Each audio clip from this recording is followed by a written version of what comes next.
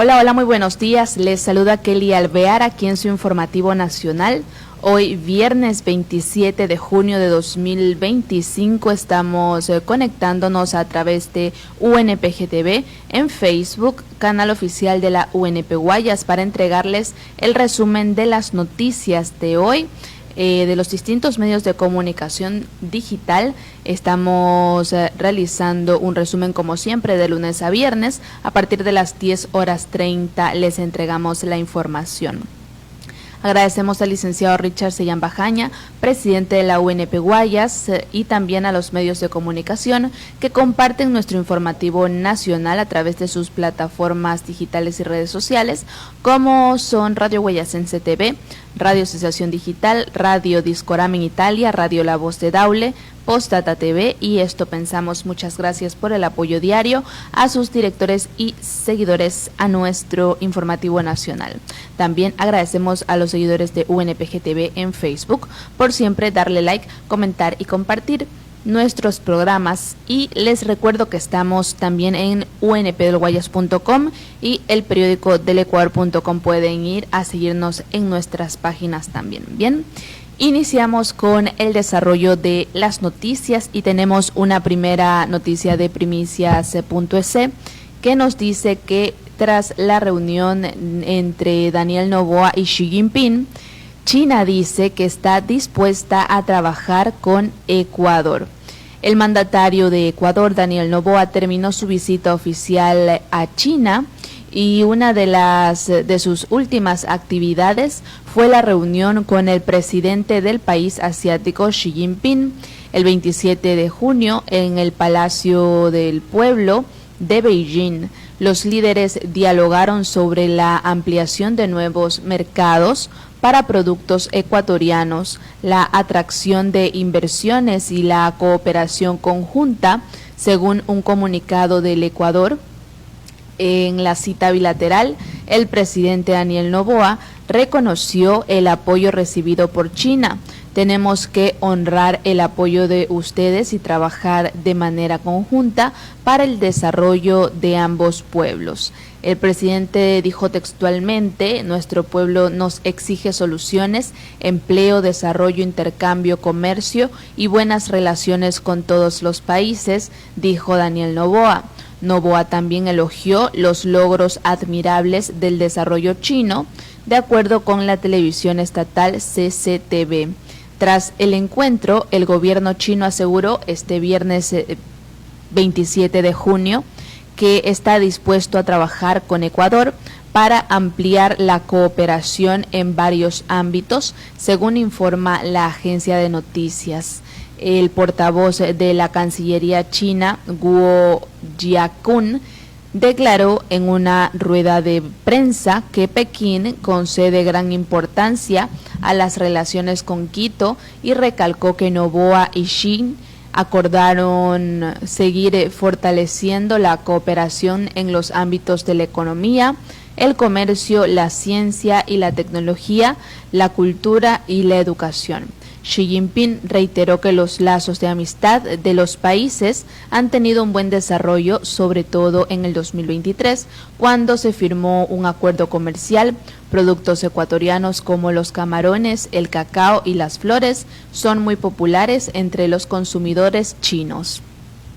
Seguimos con la información y elcomercio.com nos indica que se instala mesa técnica para avanzar con la reforma a la jubilación patronal en Ecuador.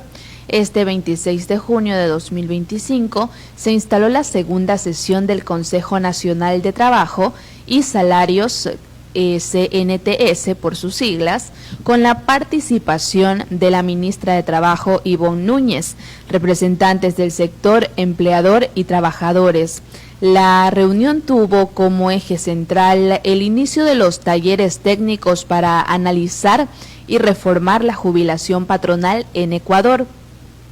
La ministra, tras dar la bienvenida a los asistentes, y explicó que este encuentro marca la primera fase de un proceso técnico que abordará los problemas estructurales de jubilación patronal en Ecuador, A la cita acudieron especialistas del IES, quienes expusieron los lineamientos actuales de los cálculos actuariales relacionados a esta prestación. Tras la constatación del quórum y aprobación del acta de la primera sesión del Consejo, celebrada el 29 de abril, se dio paso a la presentación técnica de los delegados del IES. El objetivo fue mostrar los métodos vigentes en el cálculo actuarial para la jubilación general y especialmente para la jubilación patronal, con miras a construir un nuevo modelo más sostenible y predecible. En la primera sesión del 29 de abril, la ministra presentó un proyecto de reformas del artículo 216 del Código del Trabajo. Según la ministra Núñez, esta normativa ha generado incertidumbre tanto para trabajadores como empleadores. La propuesta incluye la creación de un fondo económico administrado por el Banco del Afiliado, BIES, con aportes de empleadores y trabajadores mediante un fideicomiso. Esta medida busca garantizar el acceso a la jubilación patronal de forma técnica, transparente y sostenible. Durante esta primera reunión, el CNTS aprobó por unanimidad la creación de mesas técnicas con participación del Estado, empleadores y trabajadores del IES. Estas mesas trabajarán durante 90 días para generar insumos técnicos y jurídicos que fundamenten una reforma consensuada. Estaremos pendientes de esta noticia. Vamos con la siguiente información. Empresa chilena ingresa al mercado ecuatoriano del gas natural. Ahí estamos viendo la imagen. Ecuador hizo su primera importación de gas natural en el 2022. Aquí tenemos la imagen de lo que fue ese suceso. La compañía chilena Lipi Andes anunció su ingreso al mercado ecuatoriano de gas natural. Para hacerlo, adquirió el 70% de la empresa ecuatoriana Sicar, única autorizada para importar y comercializar gas natural licuado en Ecuador, GNL por sus siglas. Sicar opera en Ecuador como pionera en la importación y comercialización de gas natural licuado, tanto por vía marítima como terrestre. La empresa también desarrolló el primer gasoducto virtual de Ecuador mediante un corredor logístico entre Perú y Ecuador que garantice el abastecimiento continuo de gas natural a sus clientes. La gestión de la operación estará a cargo de Limagas Natural, filial peruana del grupo Lipi Andes. Su experiencia en infraestructura energética y logística será clave para consolidar esta nueva etapa en Ecuador, señaló la compañía. Según Pablo Sáenz Laguna, gerente general de gas natural de Limagas Natural y ahora de Sicar, el objetivo es claro: ofrecer soluciones energéticas sostenibles, seguras y competitivas. Queremos ser parte activa de la transición energética en Ecuador, aprovechando la cercanía con Perú y nuestra experiencia regional. Por su parte, Nelson Jaramillo Pita, socio fundador de Sicar, destacó que esta alianza fortalece a la empresa al incorporar la experiencia, recursos y estructura de Lipi Andes, posicionándola como un actor clave en la gasificación de la matriz energética del país. Actualmente Sicar importa gas natural licuado desde Perú para abastecer a clientes industriales en Ecuador. Con el respaldo de Lipi Andes, se espera escalar esta oferta energética en el corto y mediano plazo, ampliando la capacidad de distribución y garantizando una fuente energética limpia y continua. Lipi Andes proyecta que al menos el 25% de su beneficio antes de intereses, impuestos, depreciación y amortización provenga de operaciones internacionales Con presencia en Chile, Perú, Colombia y ahora en Ecuador, el grupo atiende a más de 4 millones de clientes y opera en un mercado potencial de más de 100 millones de habitantes. Seguimos con la información y CNN Latinoamérica nos dice que en una casa lujosa que ocultaba un búnker es donde captaron a alias Fito. Veamos cómo localizaron al hombre más buscado del Ecuador. Aquí tenemos un reporte de CNN que vamos a poner en pantalla.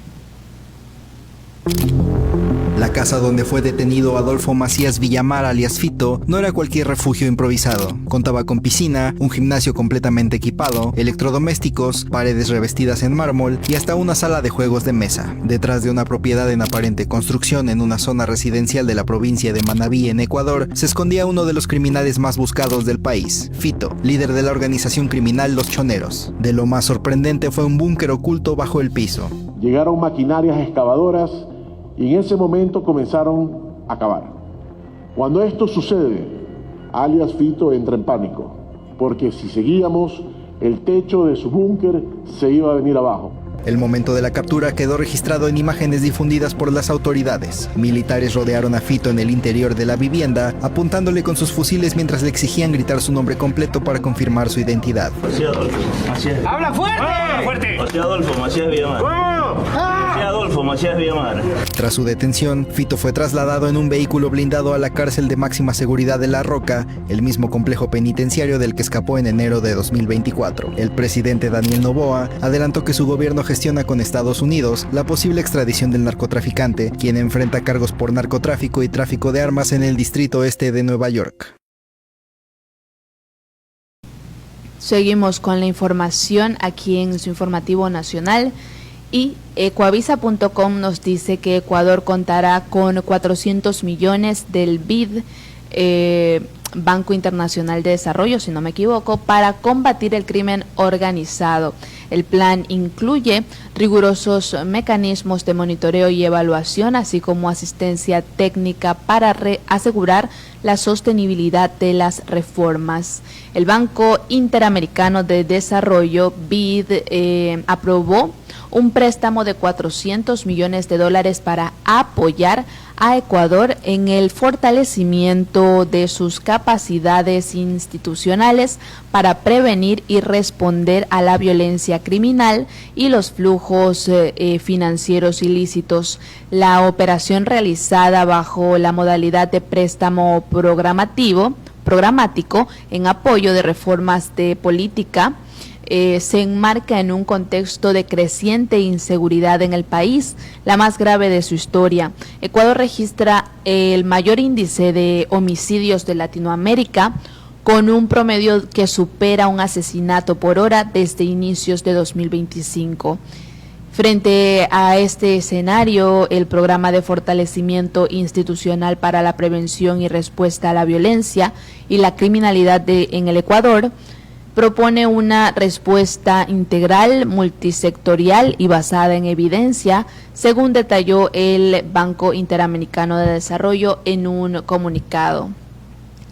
Aunque el organismo no precisó las condiciones del préstamo, se conoce que el plan incluye la creación de nuevos marcos normativos, mecanismos de coordinación interinstitucional, estrategias de intervención y herramientas de trazabilidad y control de activos. El objetivo es contribuir a reducir la violencia criminal y de las economías de las estructuras criminales mediante reformas estructurales.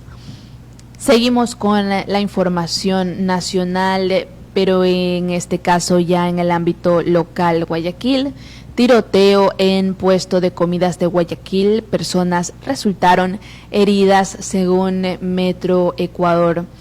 En la madrugada de este viernes 27 de junio, un tiroteo ocurrió en el sector de La Alborada en Guayaquil.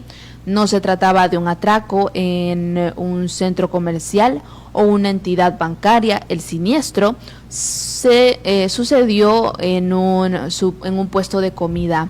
Una cámara de seguridad instalada en el puesto de comida deja observar cómo hombres armados llegan al lugar para delinquir contra comensales y dueños del negocio. Tenemos aquí el video que subió Minuto y Medio en su cuenta de X.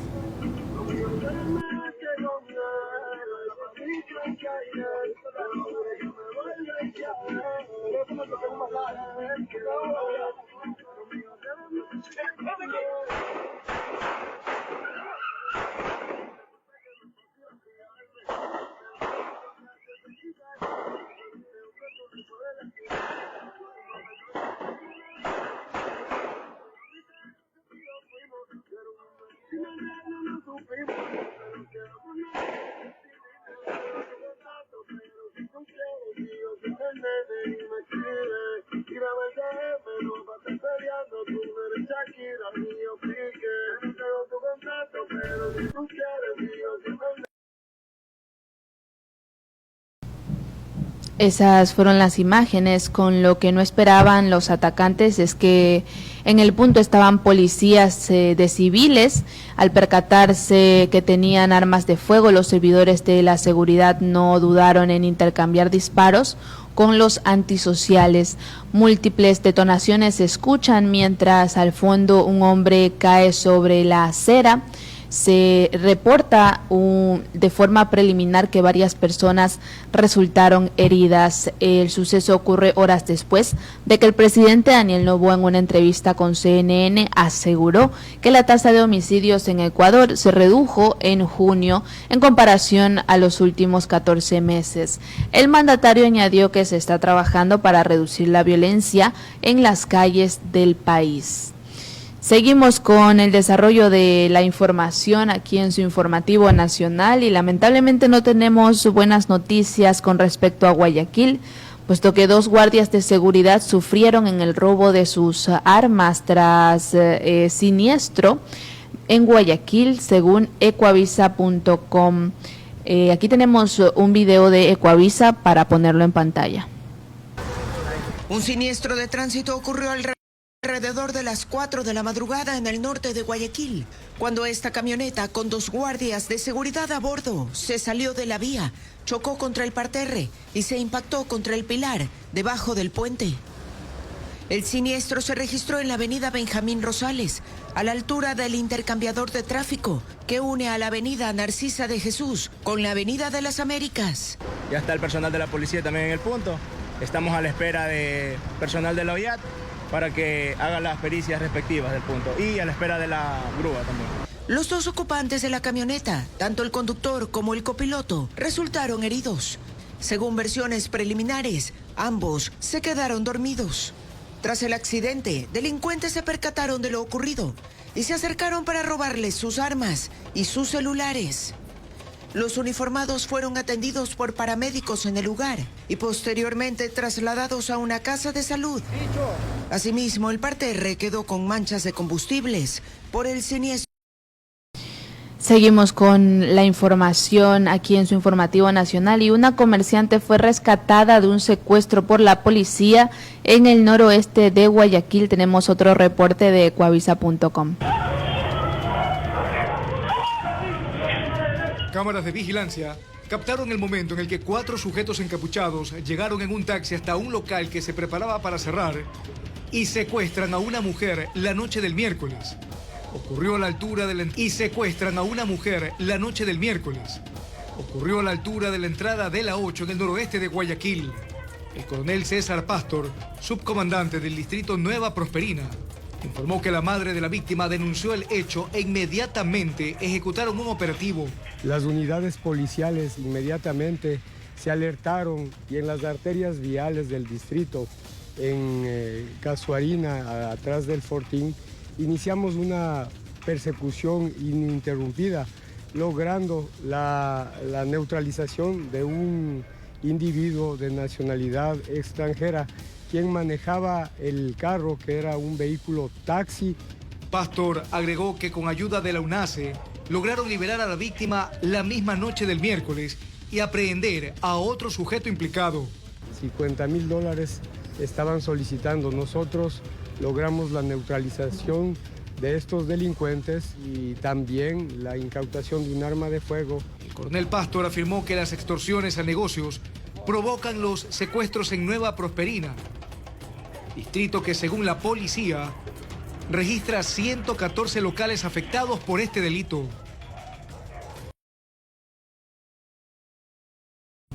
Continuamos con la información y ahora sí vamos al ámbito internacional.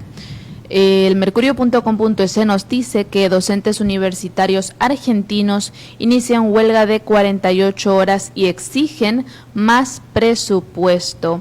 Aquí tenemos la imagen de los docentes de las universidades públicas de Argentina que estaban realizando este jueves una nueva jornada nacional de protesta.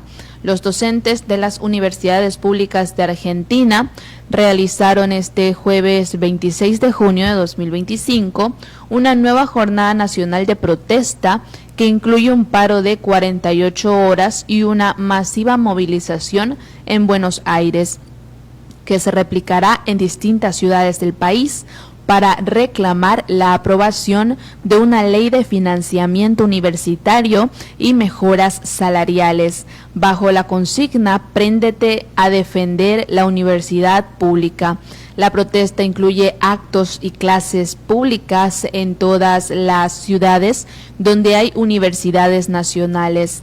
En Buenos Aires, la jornada de protesta comenzó a las 10 horas, hora local, con un abrazo simbólico al Hospital de Clínicas, Hospital Escuela y dependiente de la Universidad de Buenos Aires, y culminará a las 17 horas, hora local, 20 horas, en una movilización desde la Plaza Ousey hasta el Palacio Pisurno, desde la sede de la Secretaría de Educación de la Nación. También se realizará una marcha federal universitaria convocada por la Federación Nacional de Docentes, Investigadores y Creadores Universitarios, CONADU Histórica, el Consejo Interuniversitario Nacional SIN, los gremios del Frente Sindical de Universidades Nacionales y la Federación Universitaria Argentina, FUA. En la posibilidad de resolver el problema universitario está en juego el futuro de la nación, afirmó Oscar Alpa, presidente del SIN y rector de la Universidad Nacional de La Pampa, durante una conferencia de prensa realizada el lunes.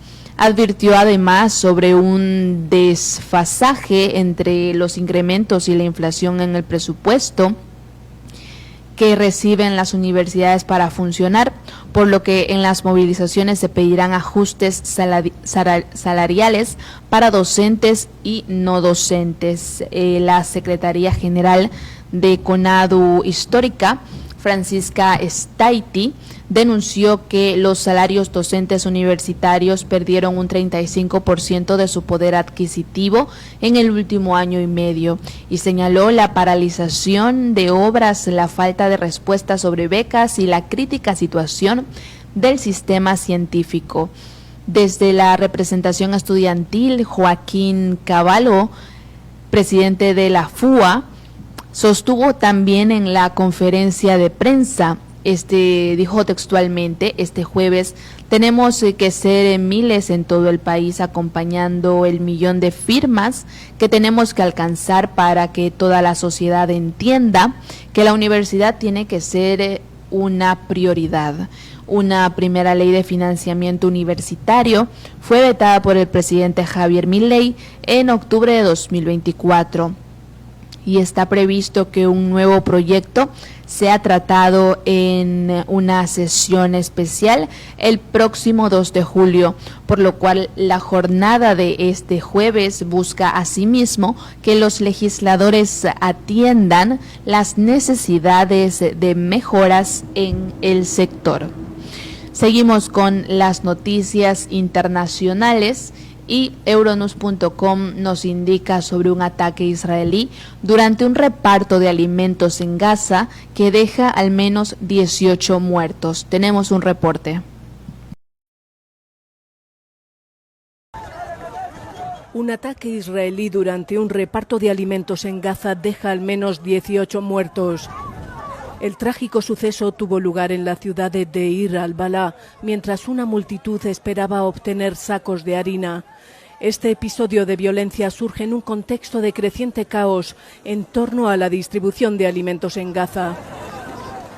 Los esfuerzos de la ONU para suministrar alimentos se han visto alterados por bandas armadas que roban camiones y una población desesperada por obtener alimentos tras meses de bloqueo. El ataque parecía apuntar a miembros de la Unidad de Seguridad Sham, encargada de detener el saqueo y de combatir el comercio de reventa a altos precios de la ayuda robada. Dicha unidad forma parte del Ministerio del Interior de Gaza, dirigido por Hamás, pero incluye a miembros de otras facciones. Israel ha acusado a Hamás de robar ayuda y utilizarla para apuntalar su gobierno en el enclave. Entre los muertos había un niño y al menos 7 miembros de la Unidad Sham, según funcionarios del hospital. Seguimos con la información internacional y por otra parte Euronews.com también nos dice que Orbán advierte de consecuencias legales por la marcha del orgullo prohibida en Budapest. Veamos este reporte. La incertidumbre rodea al Día de la Libertad del Orgullo de Budapest del sábado, ya que el gobierno húngaro mantiene su postura de prohibición en virtud de una reciente enmienda constitucional. La marcha se celebrará como un acto municipal organizado por la capital, Budapest. El alcalde dice que no tiene dudas sobre la legalidad del evento. A magyar parlament elfogadta a gyülekezési törvény módosítását, ami alapján a gyülekezési törvényhez tartozó Pride-ot a rendőrség nem engedélyezi. Viszont az, ami megrendelésre kerül, az egy önkormányzati rendezvény, amelyre nem vonatkozik ez a törvény, és ahol az önkormányzat a saját közterületein, a saját szervezésében hívja el a budapestieket egy másik rendezvényre, ezért ez teljes mértékben jogszerű. Se espera que decenas de miles de personas y más de 500 diplomáticos extranjeros, eurodiputados y otros políticos asistan a la marcha. Muchos se preguntan qué harán las autoridades húngaras ante lo que consideran una concentración ilegal. La cuestión se planteó al primer ministro húngaro antes de la cumbre de la Unión Europea.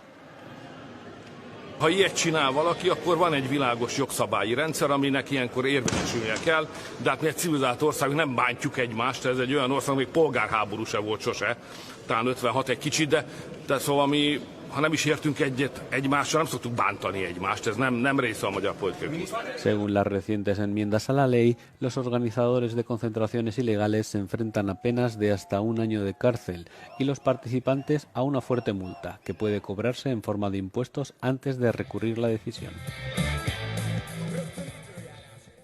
El copresidente del Comité Helsinki afirma que el riesgo de multa en este caso es un riesgo que tiene que asumir cualquiera que quiera defender los derechos fundamentales.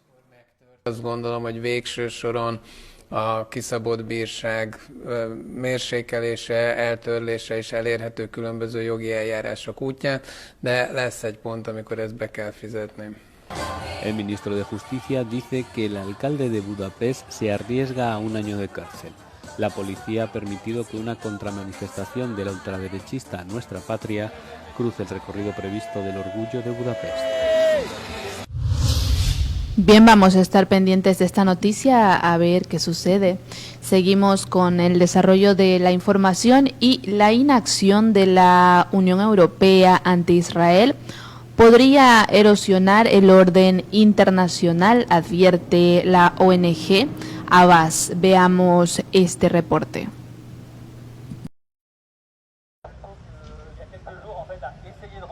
La falta de acción de la Unión Europea sobre Israel debido a sus acciones en Gaza podría erosionar el orden internacional y sentar un peligroso precedente, advirtió un experto jurídico.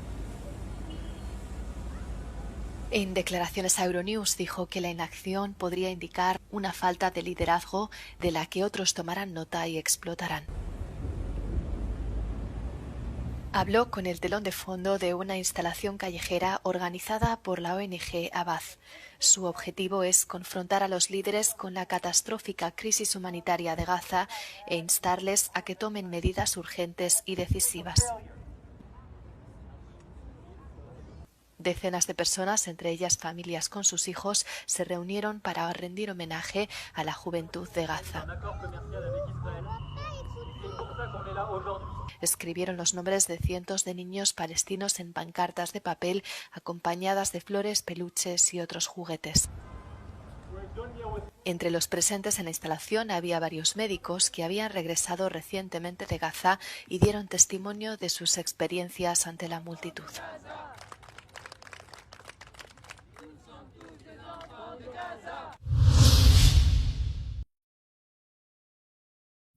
Seguimos con la información internacional y finalmente Japón ejecuta al asesino de Twitter que mató y descuartizó a 9 personas.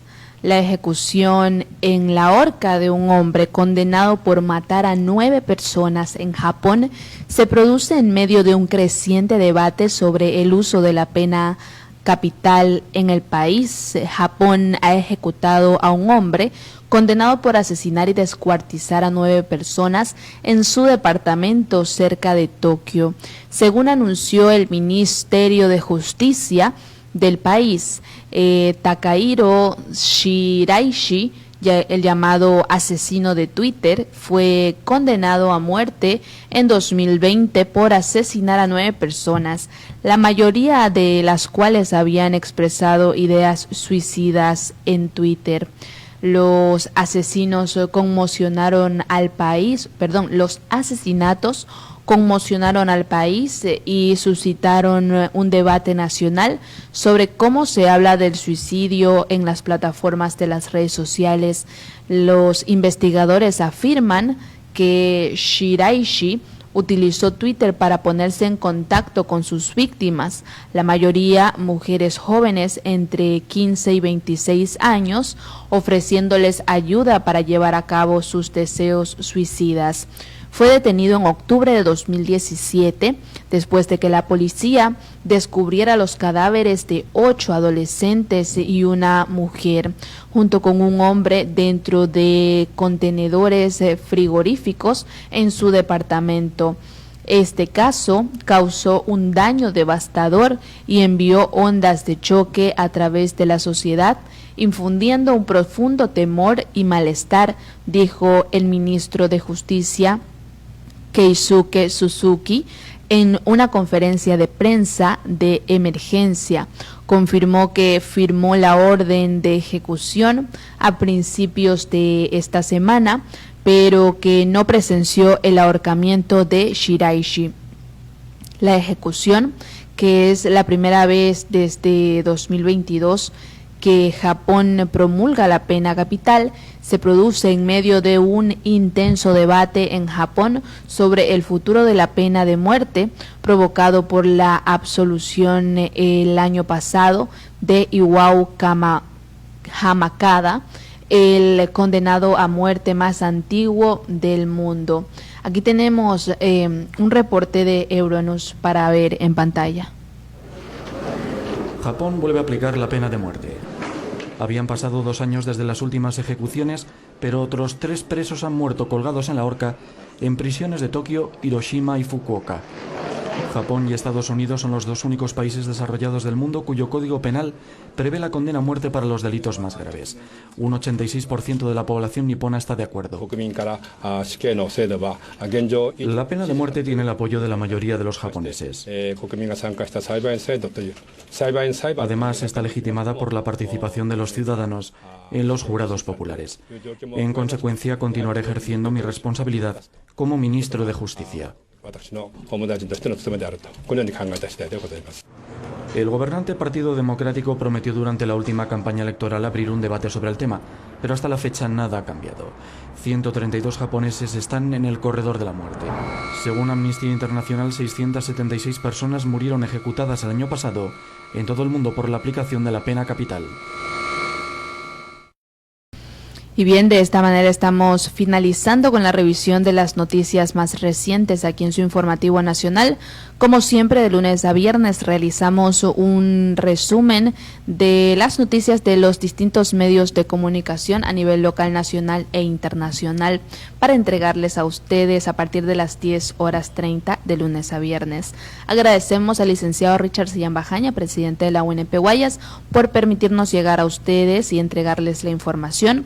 También agradecemos a los medios de comunicación digital que comparten nuestro informativo nacional en sus plataformas y redes sociales, como son Radio Guayacense TV, Radio Sensación Digital, Radio Discorama en Italia, Radio La Voz de Daule, Postata TV y Esto Pensamos. También agradecemos a los seguidores de UNPG TV.